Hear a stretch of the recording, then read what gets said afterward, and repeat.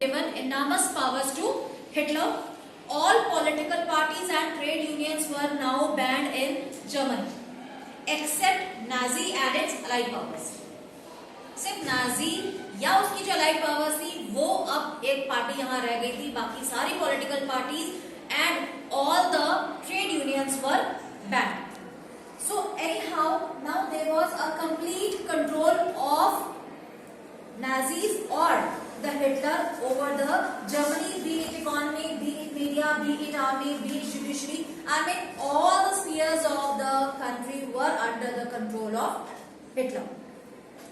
And this was possible because of the very special surveillance and security forces of Hitler.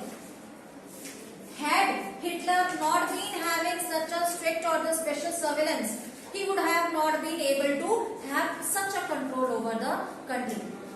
Different types of police forces were there. What was there? One was a regular police force.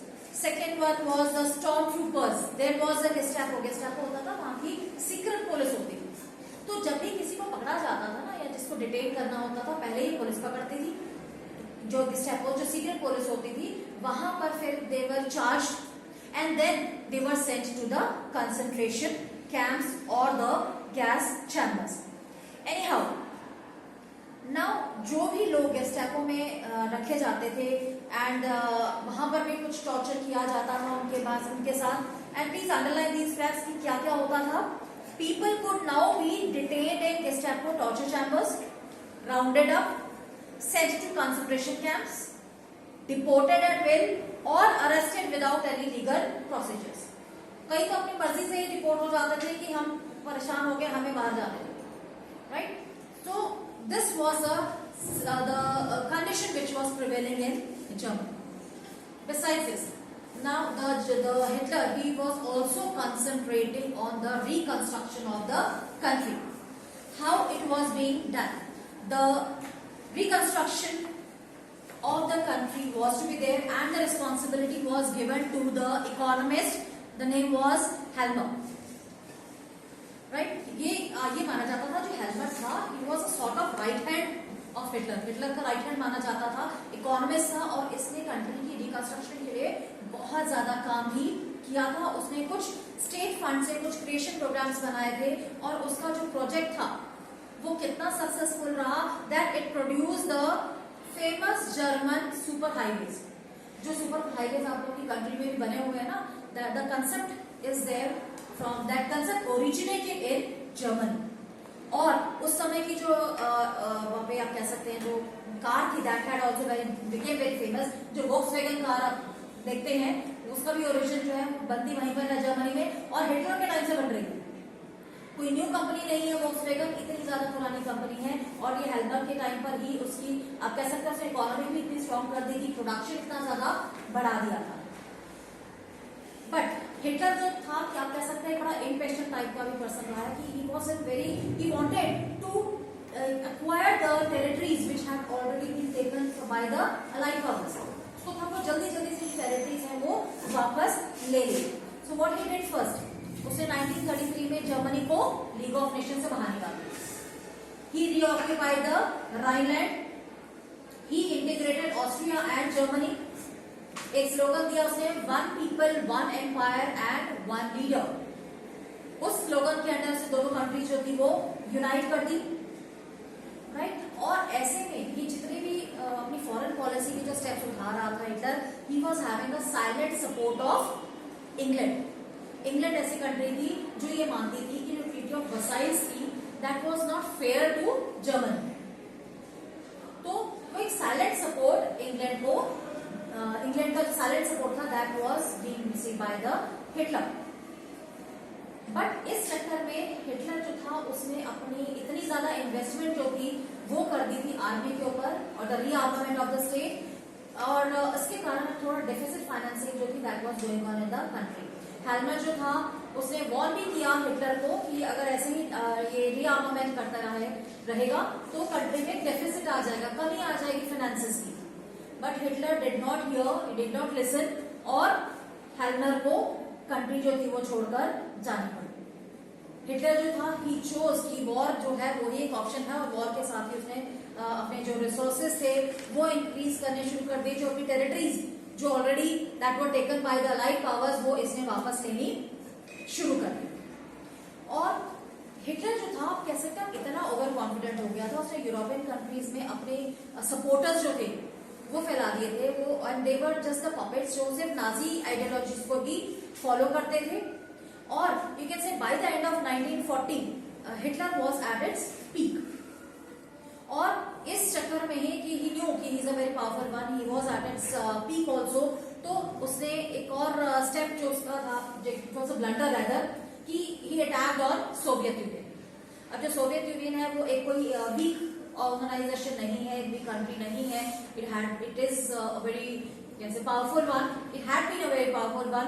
तो उसके ऊपर attack किया, और इस चक्कर में उसका जो वेस्टर्न पार्ट था जर्मनी का, that was unattended, that was exposed to the British, right. तो एक तरह से ब्रिटिश ने इसके ऊपर अटैक कर दिया, दूसरी तरह से सोवियत आर्मी जो थी उन्होंने अटैक कर दिया, और जो जर्मन आर्मी जो सोवियत आर्मी थी उन्होंने they had defeated Germany so badly, और उसको वापस यू कैन से सेंटर ऑफ जर्मनी जो बर्लिन था वहां तक ये सोवियत आर्मी जो थी वो ह्यूमिलेट करती हुई लेकर आई जर्मन आर्मी को, वहां बर्लिन तक उनको I mean they retreated German army to the Berlin itself. So again it was very humiliating for the German. Anyhow ये सेकेंड वर्ल्ड वॉर का टाइम चल रहा था, 1939 में सेकेंड वर्ल्ड वॉर शुरू हुआ। यूएसए ने ज्वाइन नहीं किया था, यूएसए हैड रिफ्यूज, क्योंकि after first world war USA also had suffered a lot. हमने पढ़ा 1929 का जो डिप्रेशन आया था उससे भी लॉस काफी हुआ था यूएसए को। तो USA did not want to face these economic problems again, so it did not take part in second world war. But USA also could not stay away for long. Reason was कि Japan जो था, Japan ने attack, Japan was planning to attack on the US naval base. तो अब अपनी country को बचाने के लिए फिर जो यूएसए था, it had to intervene, it had dropped the atomic bombs on Hiroshima and Nagasaki in 1945 and Japan had surrendered. Italy had already retreated. So Germany जो था वो भी it was already defeated by the Soviet army. So it was the end of the Second World War. Now initially हमने पढ़ा था कि कैसे Helmont जो था, that child he was under shock for many years, that his mother will poison him and he will be killed by the mother, and he had also seen that his father had committed suicide and he was in fear. His father was in fear that whatever they have done to the people, the same thing will be happening to them. What had been done to the people? Right? That we will go through it now. कि उस समय Nazis जो थे वो एक political party तो थी ही, but it was not only a political party, it had become a system in Germany. ये एक तरह से एक सिस्टम बन चुका था जर्मनी में, राइट। अब जो नाजी आइडियोलॉजी क्या थी, नाजी आइडियोलॉजी जो थी, जो हिटलर चाहता था वही नाजी आइडियोलॉजी थी। Whatever the views of Hitler was there, that were the views of Nazis. One man army. Nazi party की अपने कोई आइडियोलॉजीज नहीं थी, जो भी आइडियोलॉजीज थी वो हिटलर की ही थी। और हिटलर जो था ही was a strong supporter of racial hierarchy. It means कि वो ये मानता था racism is ruled by the या लोगों में डिस्टिंग्विश करना on the basis of their colour, the basis of their origin, right. So he was a strong supporter of this racism and he believe कि जो प्योर जर्मन लोग हैं, जिन्हें कहा गया the pure Nordic German Aryans, ये एक Aryans की आप कह सकते हैं एक पार्ट है, क्लासिफिकेशन है।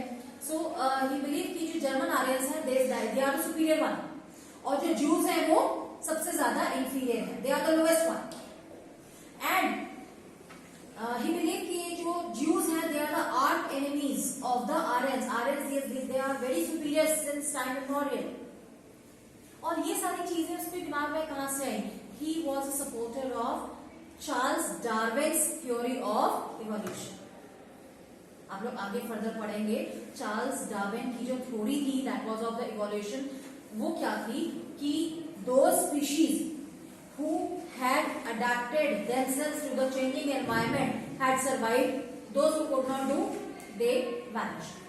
कि जो species, चाहे वो एनिमल्स की है, चाहे प्लांट्स की है, चाहे ह्यूमंस की है, जिन स्पीशीज ने अपने आप को बदलते हुए क्लाइमेट के हिसाब से ढाल लिया, वो स्पीशीज बच गई, वो जिंदा रह गई. जो अपने आप को नहीं ढाल पाई, जो अपने आप को अपने आसपास के बदलाव के हिसाब से बदल नहीं पाई, वो जो स्पीशीज थी वो खत्म हो गई. हम डायनासोर्स का एग्जांपल ले सकते हैं. डायनासोर्स जो थे, वी नो कि बड़े बड़े क्रिएचर्स थे हमारे अर्थ के ऊपर, लेकिन जब एनवायरनमेंट में चेंज आना शुरू हुआ तो वो अपने आप को ढाल ही नहीं पाए बदलते क्लाइमेट के साथ, वो खत्म हो गए. आज भी अगर हम कहते हैं कि नई स्पीशीज आर एंडेंजर्ड, वो क्यों एंडेंजर्ड है? Because they are not able to adapt themselves to the changing conditions. Not only the climate but also हमारे एटमॉस्फेयर में, हमारे सराउंडिंग्स में भी जो चेंज हो रहे हैं, हमें उसके हिसाब से अपने आप को ढालना पड़ता है. अगर हम अपनी बात करते हैं, when we people were very small, हम लोगों को अलग एटमॉस्फेयर मिला है, आज के टाइम पे अलग एटमॉस्फेयर मिला है, but we are adapting. We have changed ourselves with the changing environment. We are able to survive there, right? So ये एक जो चार्ल्स डार्विन और हर्बर्ट स्पेंसर थे, they said कि the survival for the fittest. जो fit है वो जिंदा रहेगा, जो फिट है वो सर्वाइव करेगा, जो फिट नहीं है वो खत्म हो जाएगा, राइट? सो ये जो थ्योरी थी डार्विन ने कभी भी ये नहीं कहा कि जो ह्यूमंस हैं उसमें भी the distinguish is to be there and the strongest race will survive and the weakest will not survive. ये जो थ्योरी डार्विन ने दी थी, that was totally on the nature's one, और you can say the natural process of selection. Hitler ने इसको इस ढंग से ले लिया कि जो रेस, जो इंसानों की जो भी रेस है या जो भी एक ग्रुप है, वो जो फिट है, जो स्ट्रॉन्ग है वो रहेगा, जो स्ट्रॉन्ग नहीं है उसको रहने का हक नहीं है. और वो ये मानता था कि द आर्यंस जो है, they are the strongest, they are stronger, so they will dominate the world. Jews are the weaker, so they don't have the right to live. ये उसकी अपनी ही बनाई थ्योरी थी, जो काफी हद तक इन्फ्लुएंस था डार्विन्स थ्योरी ऑफ इवोल्यूशन पे. उसके पास एक आइडियोलॉजी थी, दैट वाज लेबेनस्ट्रॉम की लिविंग स्पेस.